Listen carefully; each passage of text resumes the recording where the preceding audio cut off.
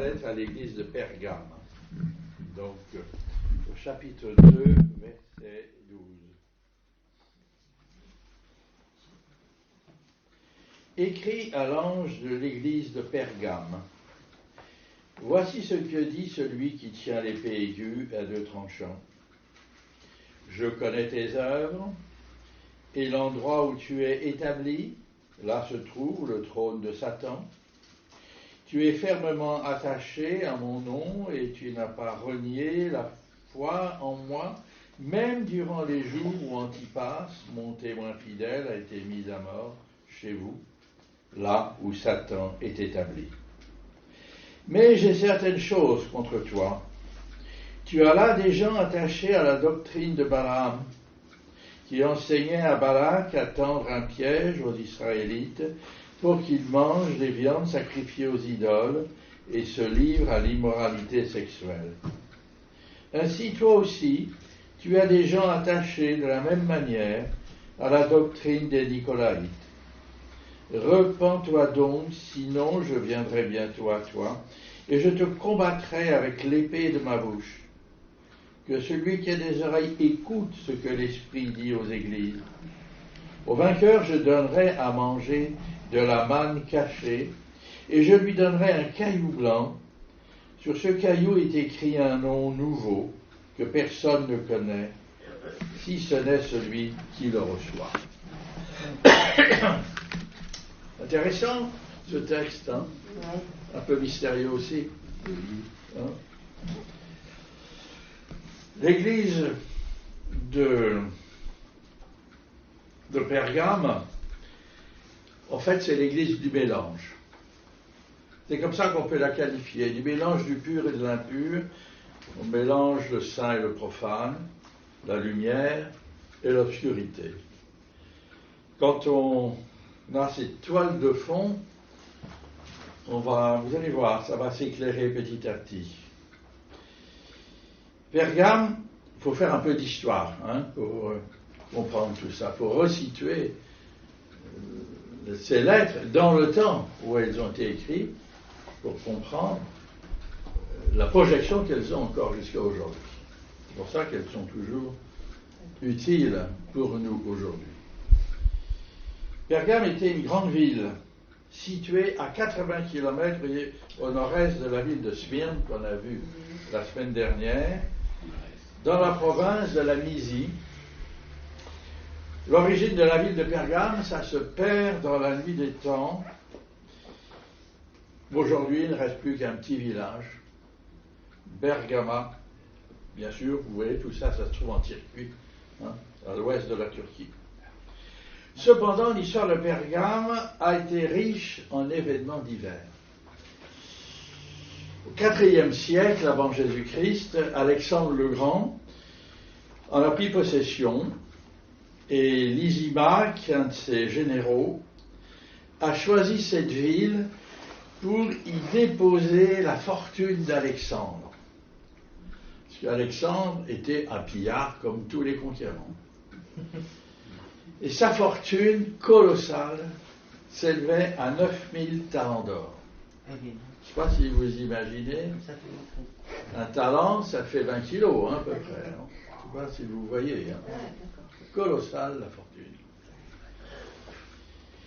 Mais Alexandre est mort jeune, il n'a pas pu en profiter, puisqu'à 36 ans, il est mort. Et Lysimaque, qui a été, il a continué donc d'administrer cette fortune, et il a été fidèle, Lysimaque, mais à sa mort, l'administrateur des biens qui a succédé va s'emparer à la fois du trésor et du pouvoir. Et il va se proclamer roi sous le nom d'Atal Ier. Et puis, un de ses fils, Euménos II, il constituera une bibliothèque de 200 000 livres. Je ne sais pas si vous voyez à l'époque, 200 000 livres, donc ce n'est pas des livres en papier, hein. C'est des livres en papyrus, ou en pierre, en briques, vous voyez. C'est des livres comme ça. Hein. Des rouleaux. Des rouleaux, il y a toutes sortes de livres qu'on faisait à l'époque, et ça équivalait à la bibliothèque d'Alexandrie. Vous voyez, c'était colossal comme richesse. Ce qui donne une idée du rayonnement de cette ville. Parce que, puisqu'il y avait de l'argent, hein, il y a toujours les restes du trésor d'Alexandre étant toujours là, eh bien, il fallait qu'à Pergame, tout soit plus grand qu'ailleurs. Alors, il y a des colonnades, où il y a la bibliothèque, des temples, des amphithéâtres. Il y avait un temple d'Athéna, et l'Athéna, c'est la déesse grecque de la sagesse. Mais il y avait aussi un temple à Dionysos, le Bacchus romain, hein, donc le dieu de la fête. Donc on faisait la fête aussi. Il y avait un temple à Esculape, hein, le dieu serpent de la médecine, de la santé. Hein. Donc, vous voyez, on avait les trois pôles, la sagesse, les amusements et la santé. Donc, vous voyez, c'est comme la ville s'organisait. Donc, ça attirait beaucoup de pèlerins qui venaient chercher la guérison dans les temples. C'est comme ça qu'on se faisait à l'époque. Hein. Et puis, en l'an 29 de notre ère, on a édifié un sanctuaire consacré à Jupiter, donc le dieu des dieux, un grand sanctuaire. Et puis c'est aussi à Pergame qu'a été construit le premier temple dédié au culte de l'empereur romain. Et ça s'est fait du temps d'Auguste, donc le premier empereur. Donc vous voyez, on construisait des temples pour adorer donc le chef de l'État, hein, parce que l'empereur était chef de l'État. Donc vous voyez, Pergame est une ville extraordinairement riche où se sont succédés des rois assez prestigieux. Vous voyez, ça s'est passé comme ça à travers le temps. Et Pline le Jeune, qui a écrit à peu près en l'an 100, vous voyez, il était un peu comme un ambassadeur de Rome dans cette partie du monde, il écrit en l'an 100 qu'il considérait Pergame comme la ville la plus célèbre de l'Asie. Et ça nous donne une idée, vous voyez, puisque la date de cette lettre de l'Apocalypse est à peu près à la même époque. Donc, on est dans une ville prestigieuse, riche de monuments, riche de toutes sortes de choses. Et on va voir comment l'esprit de cette ville de Pergame a toujours une influence sur nous, et même une influence mondiale. Car la ville de Pergame a accueilli en 539, lors de la conquête de Babylone, n'est-ce pas, par les Perses, ils ont accueilli à Pergame les prêtres chaldéens. Ils sont venus s'installer à Pergame, où là ils ont continué à pratiquer leur culte idolâtre et enchanteur. C'était des cultes, vous voyez, où on mélangeait l'occulte, vous voyez, toutes sortes de choses qui venaient d'Orient, qui venaient des Indes, hein, surtout, il y avait toute une influence qui venait de là. Donc ce culte enchanteur, idolâtre, s'est établi donc à Pergame. Et le grand prêtre babylonien qui s'était établi à Pergame portait le titre de Pontifex Maximus. Ça vous dit quelque chose? Rien, vous allez voir. Pontifex Maximus. Ce titre, donc du souverain prêtre babylonien, voulait dire chef constructeur de ponts. C'est ça que ça veut dire. Mais pas des ponts, vous voyez, sur une rivière, hein, ou sur un fleuve. Non, des ponts entre le monde réel, dans lequel nous vivons, et le monde des esprits. Un pape? Le monde des esprits mauvais. Comme un pape? Non. Voilà. Ouais. Construire des ponts comme ça.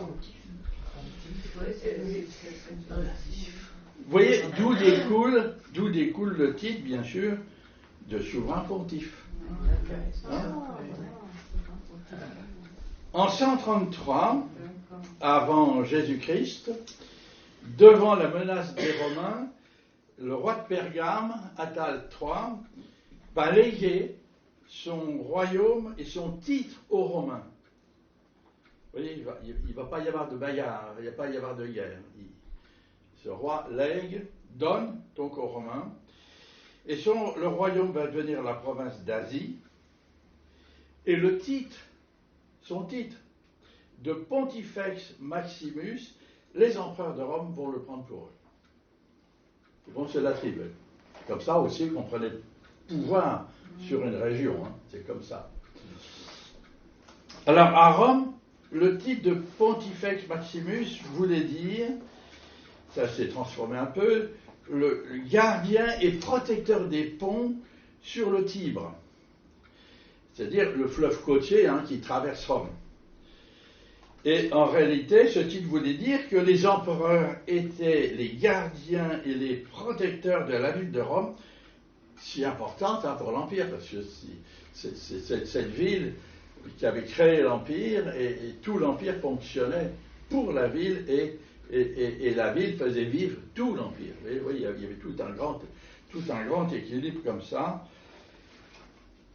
Et donc le titre de grand pontife était le titre le plus élevé de la religion impériale romaine, et cette pratique va durer pendant tout le temps de l'Empire romain d'Occident. Ça va se terminer en 476, quand l'Empire romain d'Occident va disparaître. Mais le pape Théodore Ier a repris le titre de Pontifex Maximus en 642. Et c'est toujours d'usage aujourd'hui dans l'Église catholique, ce titre, sous la forme de souverain pontife. Et ça, c'est le titre, c'est le plus utilisé pour désigner le pape. On dit toujours le souverain pontife. On sait qui c'est, le souverain pontife. Alors bien sûr, le pape actuel, il ne protège plus les ponts sur le Tibre. Mais il protège les ponts qui relient le monde actuel au royaume de Dieu. C'est comme ça qu'il se présente. Et de plus, le pape porte le titre de vicaire de Jésus-Christ. C'est-à-dire le serviteur du Christ entre Dieu le Père et nous les hommes sur terre. Et il délègue donc son pouvoir dans le système aux cardinaux, aux évêques, aux prêtres. Donc vous voyez, il y a toute une délégation de pouvoir qui se fait comme ça, ce qui fait que le pape étant infaillible, tout ce que fait les cardinaux, les prêtres et tout ça, sont sous son infaillibilité, ce qui fait qu'il remplace le Saint-Esprit. Le Saint-Esprit n'a plus à parler. Mais c'est pas biblique, ça, c'est pas marqué dans Ah ben non. C'est pas marqué dans Ah ben non. Et ça, c'est le système théologique de l'Église catholique, et c'est ce qui nous sépare, bien sûr, des catholiques. Parce qu'on ne peut pas adhérer à une forme d'autorité qui s'établit comme ça. Mais c'est un lien avec l'État, non Alors, dans certains pays, dans l'histoire en France, ça a eu 1000 ans de lien avec l'État, quand même. Je ne sais pas s'il y a encore beaucoup de pays aujourd'hui, mais enfin en France, il y a une histoire de 1000 ans comme ça. Puisque l'Église catholique nommait les rois, et les rois devaient, tout au moins en France, je pense que c'était pas pareil autre part, ils devaient allégeance au pape, en leur promettant de garder le pays, le territoire, dans l'autorité de l'Église. Mais les Anglais, ils ont rompu cette alliance au Moyen-Âge. Philippe le Bel, il l'a rompu, oui. Non, les Anglais. Ah, les Anglais avec Henri VIII l'auront pu. Oui, non. Oui. Mais Philippe le Bel l'a fait et il est excommunié, il est obligé de plier le genou. Hein. Oui. Hein, vous voyez? Oui. Donc, voilà d'où ça vient. Tout ça, ça remonte aux Chaldéens qui se sont établis à Pergame. Le système qui est utilisé. Alors, vous voyez, cette longue histoire de la ville de Pergame nous permet mieux de comprendre la situation difficile de l'Église. C'est vrai qu'on ignore tout de l'origine de l'Église, mais on peut se représenter quelle lutte les chrétiens de cette Église vont mener pour son témoignage. Dans une ville qui est pétrie d'idolâtrie, d'occultisme et qui est livrée aux puissances de l'argent, et on voit que ce que ça donne dans notre société actuelle, qui est quand même sous le pouvoir de l'argent et du commerce et de tout cela. Apocalypse 2, verset 13, la première partie, il nous dit, le Seigneur dit, je connais tes œuvres et l'endroit où tu es établi, là se trouve le trône de Satan. Pas souvent que cette formule est dite. Ça veut dire que lorsqu'une ville, une région ou un pays se livre au culte des démons, ce qui était le cas de Pergame, hein, eh bien, elle va finir par tomber sous la coupe du diable. Et à la fin, donc cette fin du 1er siècle, là, cette ville de Pergame est devenue comme une principauté occulte, n'est-ce pas? Et c'est cette principauté occulte qui régissait donc la ville, qui donnait les lois, qui donnait les règles, qui créait l'ambiance dans cette ville, l'esprit dans cette ville. Et c'est ainsi que le trône de Satan peut s'installer progressivement dans un endroit, dans une ville ou dans une région du monde. Et alors, donc, ces membres de l'Église luttaient contre cela. Ils combattaient pour le Seigneur et certains l'ont payé de leur vie. Ils ont payé de leur vie leur fidélité au Seigneur. Et au verset 13, la suite du verset 13 nous dit « Tu es fermement attaché à mon nom et tu n'as pas renié la foi en moi, même durant les jours où Antipas, mon témoin fidèle, a été mis à mort chez vous, là où Satan est établi. » Vous voyez ? 2 fois c'est dit, là où Satan est établi. Donc on voit d'après la lettre que dans un premier temps, l'Église de Pergame a témoigné fidèlement de sa foi en affrontant les mauvais esprits de cette ville. Et malgré cette forte opposition, eh bien, les chrétiens avaient gardé la foi, ils sont demeurés fidèles jusqu'à la mort. Là, c'était quand même une espèce d'antichambre de l'enfer, hein, cette ville, hein, pour les chrétiens. Et cette lettre nous parle d'Antipas, qui a été martyrisé, mis à mort, donc, pour sa foi, mais l'histoire qui se déroule à côté, hein, a d'autres noms de martyrs de cette ville. On connaît d'autres noms, dont j'en ai 4 là, Agathonius, Attilas, Carpus, Polybus, oui, ce sont des hommes, et puis certainement il y en a d'autres encore, qui ont péri par le martyre dans cette ville vouée au diable. Alors, vous voyez, il n'y avait pas besoin de commettre, dans ce temps-là, beaucoup de fautes graves pour être condamné.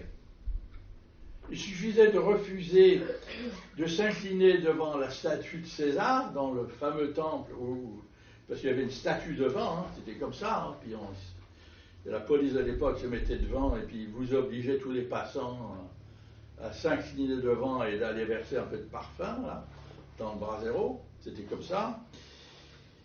Et il fallait dire Curios Caesar, c'est-à-dire Seigneur César. Et si on disait Curios Jesus, eh bien ça en était fait. On avait droit au supplice. Vous voyez, c'était ça l'atmosphère de cette ville de Pergame. Aussi intelligente soit-elle avec ses 200 000 livres, aussi riche, aussi belle, parce que des monuments partout, c'était ça, cette ville, pour les chrétiens. Et moi, je trouve que ça ressemble de plus en plus, notre monde ressemble de plus en plus C'est ça. à cette ville. Oui. Alors, on va comprendre que pour éviter ces difficultés, les souffrances, les luttes, des chrétiens de Pergame ont cherché à adoucir leur sort, n'est-ce pas, en pactisant avec l'idolâtrie ambiante. Ils pensaient qu'il était possible d'adhérer extérieurement, voyez, aux exigences des autorités, sans pour autant renier leur Seigneur. Et c'est vrai, ils se sont épargnés bien des tourments, mais ça a été aussi le début de la décadence et de la dégradation, n'est-ce pas, de la foi de l'église de Pergame. Ça a été le début. N'est-ce pas? Pour l'enfant de Dieu qui se laisse prendre à cette voie de compromis, au départ, elle paraît toujours pavée de bonnes raisons, d'intentions louables, mais on s'engage sur une pente savonneuse où, après, il est difficile de s'arrêter. On fait un pas, un autre, et ainsi de suite. Et le diable excelle dans l'art de neutraliser le témoignage des chrétiens, en leur proposant ce mélange entre le bien et le mal, la tiédeur dans les relations avec Dieu ou entre frères. C'est pour ça qu'il y a tant de baillards dans les églises. Et toute cette mi-mesure dans la consécration, puis finalement dans les conversions, c'est pas clair, c'est moyen, c'est à moitié, on voit ça n'avance pas, enfin tout ça c'est le compromis, n'est-ce pas, qui s'installe comme une tumeur maligne dans un corps. Et c'est issu de ces anomalies, cette tumeur est issue de ces anomalies spirituelles qui se caractérisent par l'abandon d'une foi active et combattante. On va vivre chez soi, c'est ce qu'on nous dit, que c'est privé la foi maintenant. On la tolère si elle est privée, mais plus dans la rue. Vous voyez, on renie, ça entraîne à renier certaines vérités bibliques. Donc ça va entraîner petit à petit une méconnaissance de la parole. N'est-ce pas? On ne va plus lire la Bible régulièrement, on va se contenter sur les passages préférés. On va oublier les autres. Et puis la vie du monde va envahir comme ça petit à petit la vie de l'Église et la vie des chrétiens. Alors tout ça, ça aboutit à la confusion spirituelle, au déclin de la foi, ce qui va fabriquer des églises molles, endormies. Et c'est ce genre d'église-là que le diable aime. Et il va l'entretenir. Il va entretenir ces églises-là. Alors c'est ce que le Seigneur reproche à l'église de Pergame. Et c'est grave. Il dit au verset 14 et 15, il dit « Mais j'ai certaines choses contre toi. Tu as là des gens attachés à la doctrine de Balaam, qui enseignait à Balak à tendre des pièges aux Israélites pour qu'ils mangent des viandes sacrifiées aux idoles et se livrent à l'immoralité sexuelle. Ainsi, toi aussi, tu as des gens attachés de la même manière à la doctrine des nicolaïtes. » N'est-ce pas? Le Nouveau Testament nous met en garde de cette voie de Balaam. Dans 2 Pierre, en Jude, et puis là, donc, dans cette lettre à l'église de Pergame. Parce que Balaam est le type du faux prophète. Il a mis de l'argent et des honneurs. Il a une attitude douteuse. Et son enseignement conduit directement au relâchement de la bonne doctrine et de l'enseignement. N'est-ce pas? Et ça conduit toujours eh bien, au relâchement moral qui va conduire, n'est-ce pas, au relâchement des mœurs et finir dans la sexualité. C'est comme ça. On trouve l'histoire de Balaam au chapitre 22 à 25 du livre des Nombres. Oui.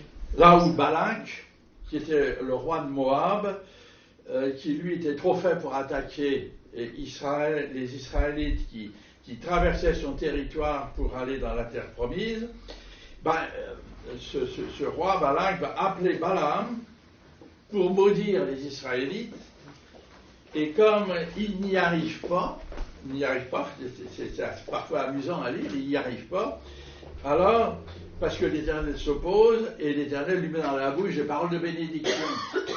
Oui, hein, il parle malgré lui, il bénit malgré lui, donc les Israélites. Finalement, Balaam va conseiller au roi Balak de pervertir les Israélites en les entraînant dans des fêtes à caractère sexuel, en adorant le dieu Baal Péor, le dieu des Moabites. Ce qui va détruire, qui va menacer de détruire l'intégrité du peuple d'Israël et va entraîner des compromissions morales et spirituelles.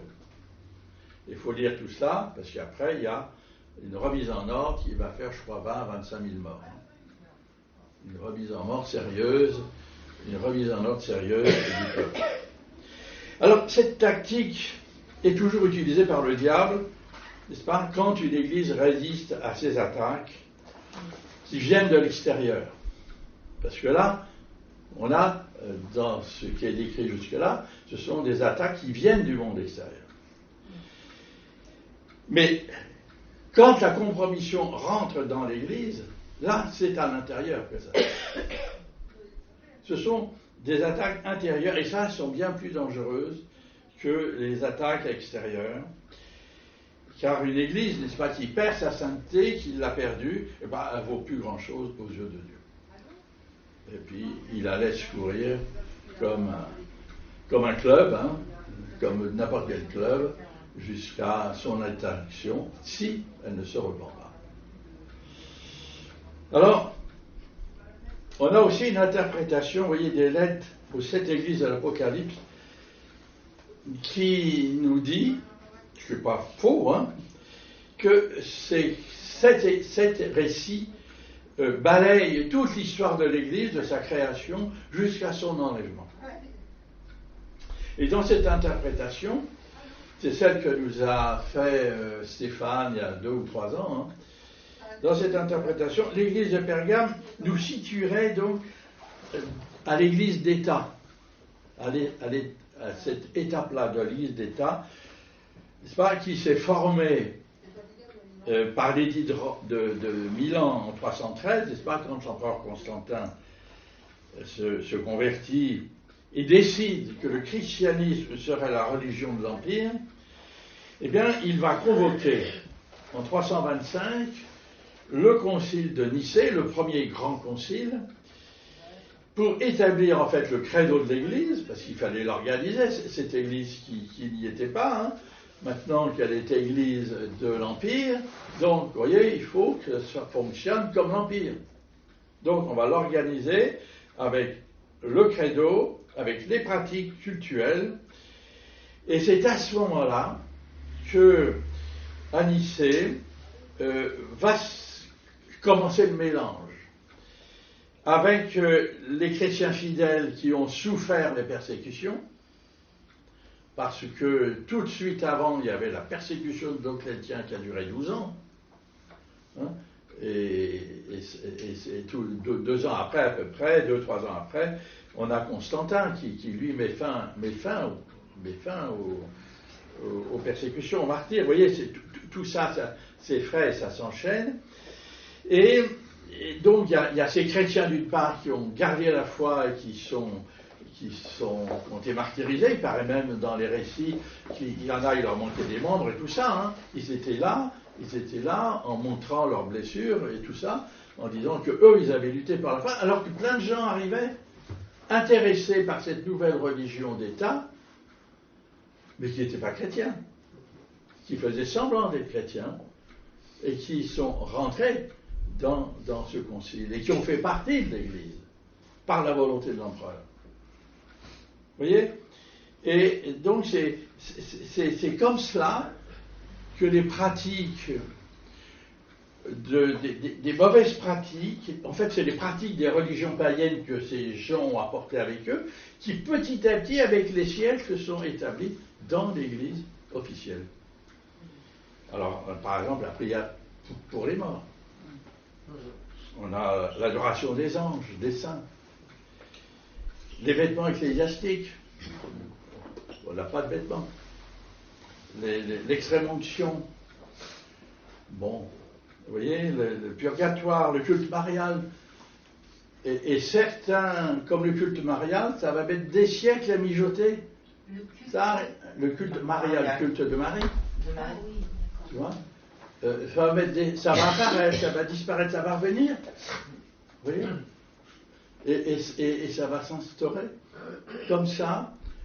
Et ces compromis, n'est-ce pas, sur le plan spirituel, vont entraîner toutes sortes de désordres dans l'église de Pergame, où les œuvres et la doctrine des Nicolaïtes,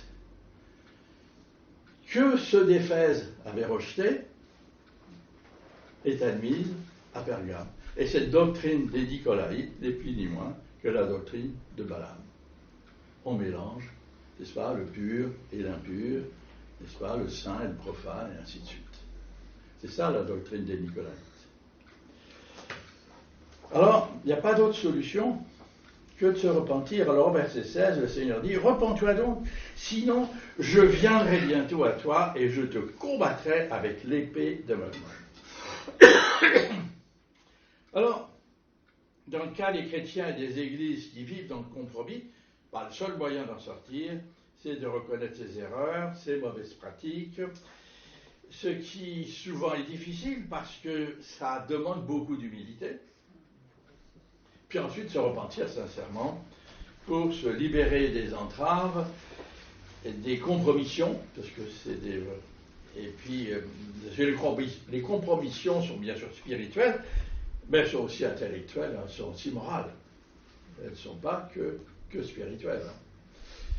Donc la repentance, c'est vraiment un changement de mentalité, d'intention, mais c'est aussi un geste de tristesse que l'on va éprouver à cause des péchés que l'on a commis et de douleur parce qu'on a offensé notre Dieu avec les compromissions.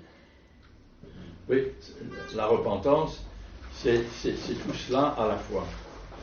Alors le Seigneur Jésus se présente là à l'église de Pergame comme celui qui tient l'épée aiguë à deux tranchants.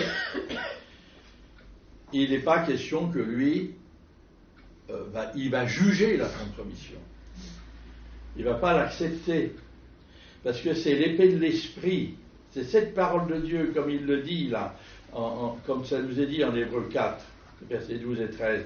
La parole de Dieu est vivante et efficace, plus tranchante que toute épée à deux tranchants, pénétrante jusqu'à séparer âme et esprit, jointure et moelle. Elle juge les sentiments et les pensées du cœur. Aucune créature n'est cachée devant lui. Tout est nu et découvert aux yeux de celui à qui nous devons rendre compte. C'est la lecture, la méditation régulière et quotidienne de la parole de Dieu qui éclaire notre vie, qui éclaire nos pensées, qui éclaire nos sentiments aussi. C'est cette parole de Dieu, si on la dit tous les jours, on va se rendre compte que oui, ça taille, ça taille, ça rentre dedans. Et là, il faut accepter, il faut le faire, il n'y a pas d'autre solution. N'est-ce pas? C'est cette parole de Dieu qui va renouveler notre intelligence et qui va permettre au Saint-Esprit de dévoiler des compromis ou les situations équivoques qu'on a tolérées des fois longtemps dans sa vie. Et qui va mettre en évidence les mélanges qui se sont glissés, n'est-ce pas, dans notre cœur, dans notre esprit. on a des tolérances, hein, souvent, qui peuvent nous entraîner loin du Seigneur. Et ensuite, il faudra se repentir et puis reprendre la marche victorieuse sur le chemin que le Seigneur nous a préparé. Alors, le Seigneur décrit là tout un combat. Ça, c'est vraiment cette lettre de Pergame, c'est vraiment une lettre de combat pour la vérité. Hein. Et il termine en disant, verset 17, il dit que celui qui a des oreilles écoute ce que l'Esprit dit aux églises. Donc, pour écouter, c'est comprendre. Hein. Au vainqueur, je donnerai à manger de la manne cachée. Alors la manne, c'est la nourriture quotidienne des Israélites dans le désert. Et cette nourriture venait tous les jours de la main de Dieu. Elle était nouvelle tous les jours. Si on en prenait pour 2 jours, elle se perdait dans le pot. Elle venait plein de verre. Vous voyez, tous les jours, il fallait sortir, aller chercher sa nourriture. C'est pareil. C'est la parole de Dieu, c'est la manne pour nous aujourd'hui. La parole de Dieu, c'est notre manne, c'est tous les jours qu'on doit se nourrir, et c'est l'aliment spirituel que le Seigneur nous donne. C'est un aliment spirituel dont on ne peut pas dire premièrement c'est ça, deuxièmement c'est ça, on ne peut pas dire. C'est l'aliment que Dieu nous donne, comme la manne. La manne, qu'est-ce que c'est que ça, hein? Quand ils l'ont vu pour la première fois, ils ont goûté, oui, c'est bon. Puis ils ont mangé, puis ils ont vécu 40 ans comme ça, quand même. Hein? Vous voyez, et la parole de Dieu, c'est pareil. C'est un aliment destiné, nous dit Hébreux 5, 14, aux hommes forts, aux femmes fortes, n'est-ce pas, capables de discerner le bien et le mal, et qui éprouvent, et qui vont prouver leur maturité, n'est-ce pas, en refusant les mélanges du compromis. C'est ça que ça veut dire. Hein. C'est ça la maturité. Et au vainqueur, notre Seigneur donne aussi un caillou blanc. Je lui donnerai un caillou blanc, et sur ce caillou est écrit un nom nouveau que personne ne connaît, si ce n'est celui qui le reçoit. Les cailloux blancs dans l'Antiquité sont un peu nos bulletins de vote d'aujourd'hui, hein. Carton d'invitation, c'est un peu ça.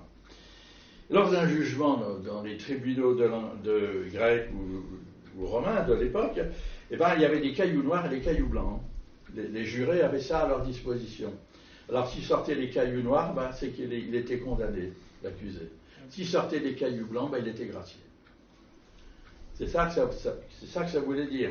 Et on a des descriptions de grands votes comme ça sur l'aéropage à Athènes, hein, où ils sortaient là leurs cailloux pour condamner ou pour acquitter. Alors là, le Seigneur promet au vainqueur de Pergame un caillou blanc.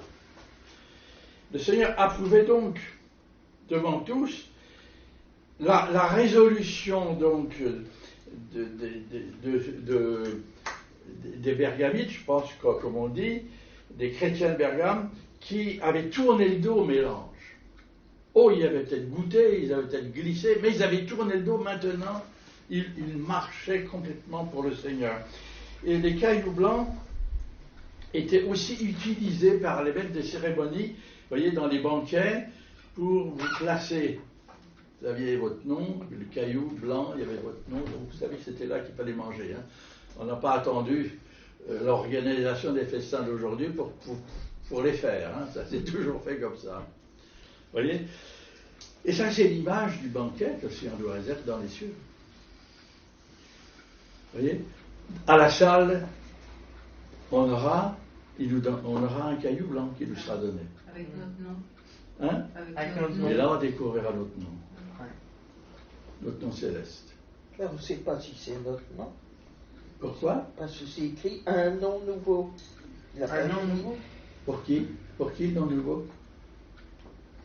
Sur les cailloux est écrit un nom nouveau. On s'appellera plus. Alors, il est pour qui le nom nouveau? On s'appellera plus comme On parlera tous pareil? Que personne ne Pierre, connaît. Pierre, Pierre, Pierre. Hein? Que personne ne connaît si ce n'est celui qui le reçoit. Ben voilà. Pierre, Pierre, Pierre. Donc, c'est des noms différents chaque fois. Peut-être, et c'est pas forcément notre nom, c'est peut-être le nom de Dieu. Ah oui, c'est vrai. Mais on y sera en face de Dieu. Ah oui, Et puisqu'il nous invite au banquet. C'est pas écrit avec ton nom nouveau, c'est un nom nouveau. Un nom nouveau. Il va nous rebaptiser. Alors comment? Alors, quel espoir ça te donne, ça? D'avoir un nom que tu ne peux pas Ben, définir. d'être différent, Je sais pas. Hein? d'être différent, De quoi? d'abandonner De notre. quoi? Ben, Hein? d'être accueilli, hein. Ouais. Comment? D'être accueilli. Moi, je crois plutôt que c'est notre nom nouveau. Ah oui, le nôtre. Hein? Le nôtre. Bah, le nôtre. Ouais, le nôtre. Bah, bien C'est-à-dire sûr. qu'on choisit un autre nom que le nôtre. Voilà, un D'accord. autre nom. Ouais, ok, d'accord. Puisqu'on aura un corps nouveau. Ok, d'accord. On aura un esprit nouveau. Nouveau. On aura un cœur nouveau. Ouais. Alors, on n'aurait pas de nom nouveau? Ouais, ouais, je comprends. Hein? Ouais. On aura un nom nouveau. Faudra s'y faire. Oh, je crois qu'on n'aura pas de C'est ça. pas être moi, il m'a Et puis on se reconnaîtra. Puis on dira, oh mince, non, c'est pas Denis. Ouais. C'est Guylaine. Puis on aura peut-être une poche pour mettre le caillou blanc. Hein. Je sais pas. Hein. C'est pas dit non plus. Donc voilà. Moi, je trouve formidable aussi, c'est que cette lettre est quand même assez noire, mais la fin se termine avec ce rayon de lumière, ce rayon du soleil divin là, qui éclaire et qui nous donne de l'espoir, qui nous ouvre d'autres horizons. Hein, et moi je dis dans le monde que nous vivons, là, je vais terminer là, dans le monde que nous vivons aujourd'hui, qui est un monde de compromis. Hein. Il y a tellement de gens compromis dans les affaires partout, on nous en cite, et encore on sait peu de choses, hein, et partout. Hein. Et alors, il y a tellement de mélange qu'on a trouvé un nouveau mot pour décrire ça, c'est le métissage. Alors le métissage, si vous entendez les philosophes, c'est bien.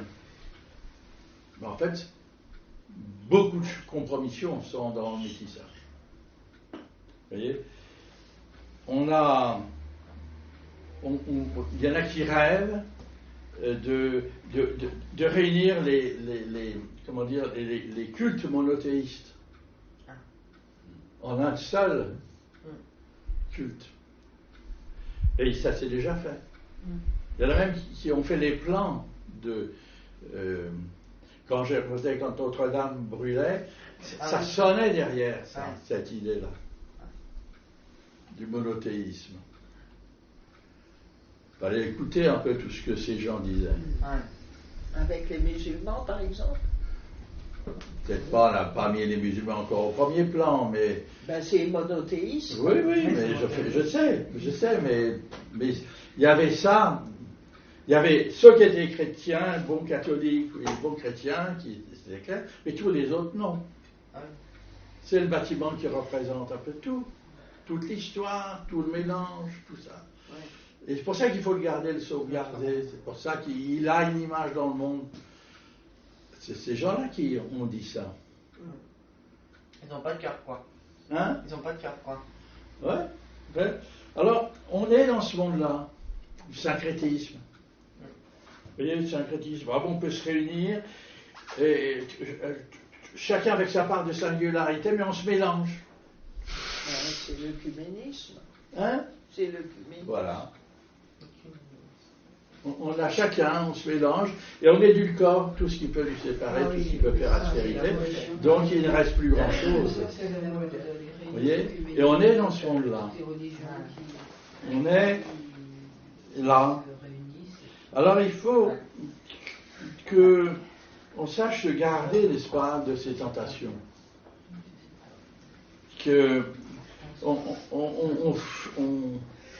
On fuit le compromis quand même. C'est quand même des compromis enjôleurs, hein, qui nous caressent. Parce qu'on a envie de vivre en paix, on a envie n'est-ce pas, de vivre dans la lumière, on a envie de vivre, bah oui, paisiblement, on a envie. Hein? Et c'est enjôleur, ça. Mais ça nous éloigne, n'est-ce pas, de la vérité, ça nous éloigne de la vie telle que Dieu nous la donne, ça nous éloigne du chemin, du bon chemin. Mais quel comportement avoir, justement, les réunions écuméniques je pense que